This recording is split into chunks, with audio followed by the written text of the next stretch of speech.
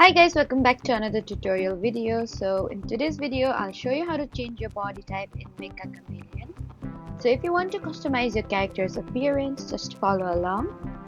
Meccha Chameleon is a multiplayer hide-and-seek game where players customize their character by painting and blending into the environment.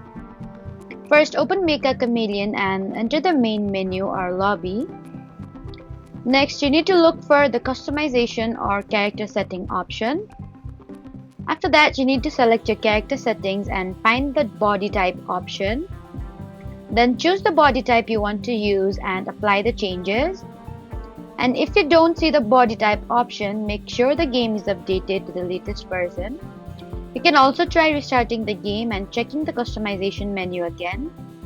And you need to keep in mind that customization option may depend on the current game version or updates. So that was how to change body type in Meccha Chameleon. Don't forget to like, comment, and subscribe for more helpful tutorials. Thank you for watching.